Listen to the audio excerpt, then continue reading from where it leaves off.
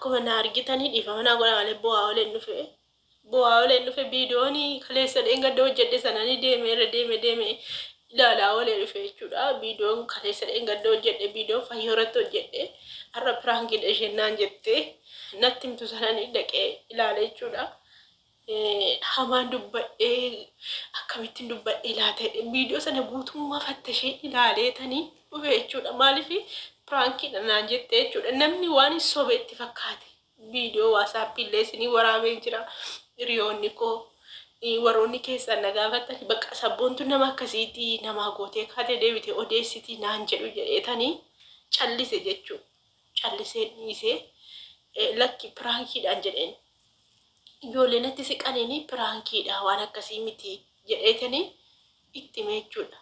Akka piraankiitti hojjechaa jirra malee dhugaa miti hin jedheen. Maaliif maallaan jedhure waan isaan naan jedhan bakka kaleessa dheengadee nagaa turte nama akkasiillee miti atti miti sabboontuun akka taate naan jedhu. Ijoollee baay'een amma ijoolleen tokko natti siqu na jaallatu jechuudha. Tokko narraa fagaate malee tokko anuma wajjin jiru jechuudha. Ijoollee kaleessa dheengadee guruuf uumannee walii wajjin jiraachaa turre na wajjin jiru jechuudha.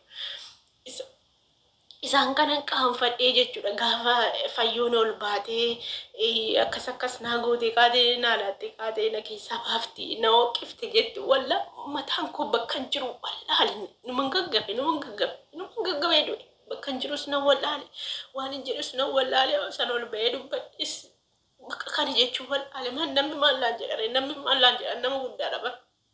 Nama guddaadha san waan dhiiraati namni maallaan jedhe waan gaarii hojjechuu barbaada malee waan dabaa hojjechuun barbaadu waan inni nama godhetti immoo gadduun barbaadu bakka gaarii nama godha jedheen tattaafadha namatti siqa jedheen tattaafadha yeroo hundumaa nama wajjin wal baruu nama wajjin jiraachuu kanan barbaada kana mana jibbuun barbaadu jechuudha.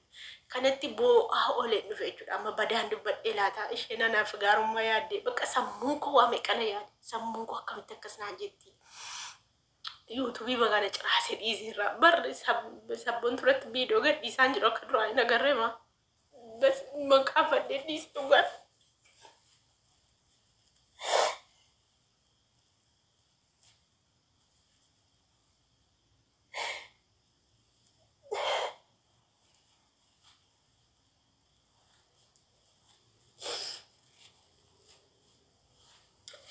Ifama duraan video torba saddeeffam gadhiisa guyyaatti gammachuu qaba keessi koo tiktookii keessa oola amma garuu bu'aan oola argee fayyoon akkanaan jette bu'aan oola malee yoo baay'eetti viidiyoo lama gadhiisa guyyaarraa jechuudha. Argee gaafa fayyoon akkanaan jetteeti viidiyoo gadhiisaan jiru nan qaanfadhe namni maallaan jedha na beeka wadhee ijoolleen tokko na beetti ijoolleen natti siqan hin jiru isaan qaanfadheetani viidiyoo bakka gadi niisu nan dhiisa yuutuubii makana wadhee.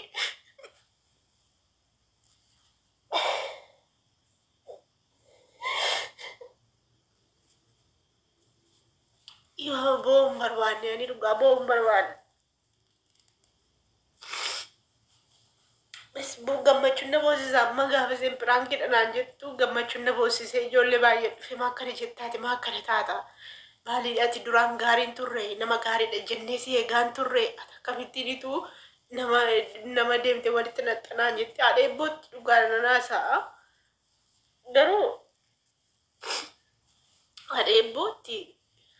Waan icciti wal wajjin haasofnu kana kanan ta'e jettu ani marsiin deebisuufi yoon gargaaruu barbaade nan gargaara malee marsiin deebisuufi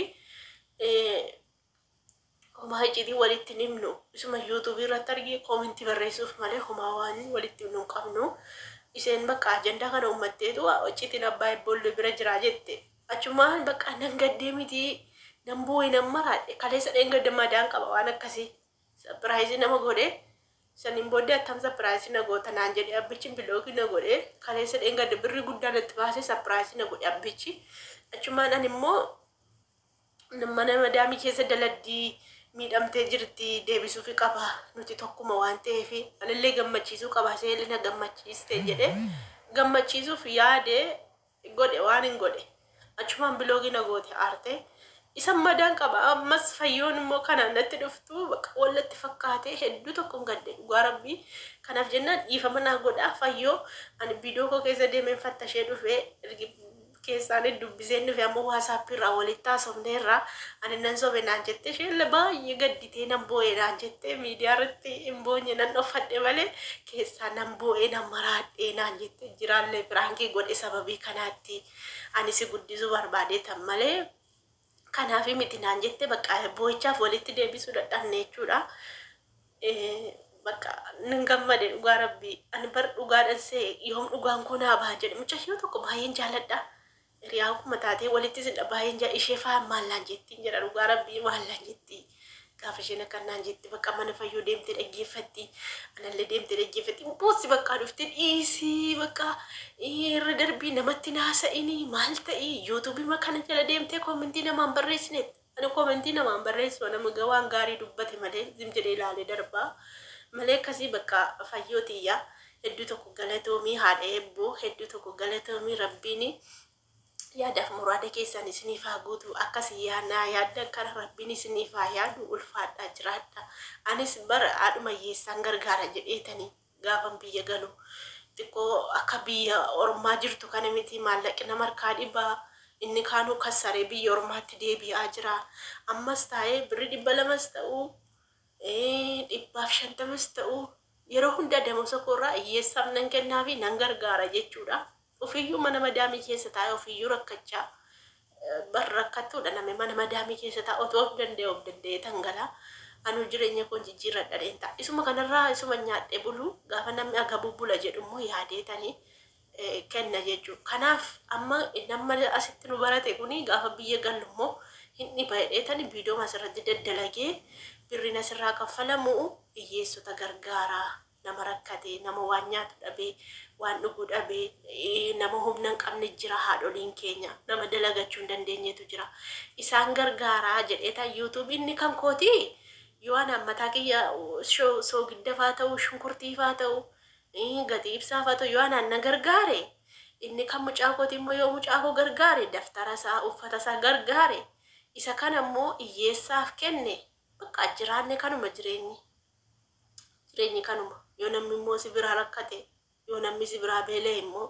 ofii keetii nyaatte isaan agabuun bulchitu kanaaf jedhee ofii kooti yoo banadhee isaan immoo maaliin hin jiraachisaa isa jedhamu bakka viidiyoo tokko irratti hojjedha isa kanarrattis viidiyoo muslim jedhee tokko irratti hojjedha viidiyoo kanarratti banaa fi viidiyoo kana daawwadha yoo haasaan koo sin dabbare wanti irratti gadhiisu yoo sin dabbare lafa ka'aatii biraa deema viidiyoo kana waan bantanii deemtaniif maallaqa herrega amma miti garuu gaafa moonii ta'ee seera yuutuubii guuttatu isinitti himaa jechuudha. Waama viidiyoo kana daawwattaniif haadha hiyyeessaa gargaartanii jirtu maallaqa fidaa kiisii keessaa baasaa hin jedhu isinitti illee dubbadhu.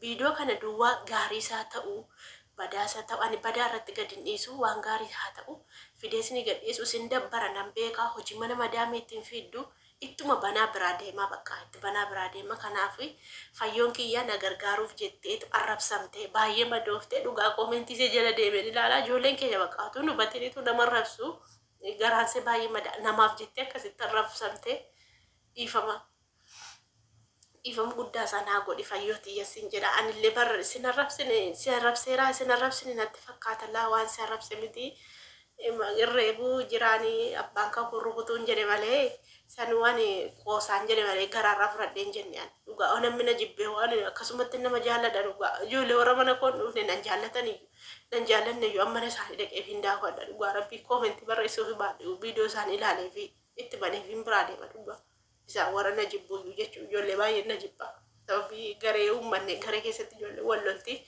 sabii kanaaf jechuudha.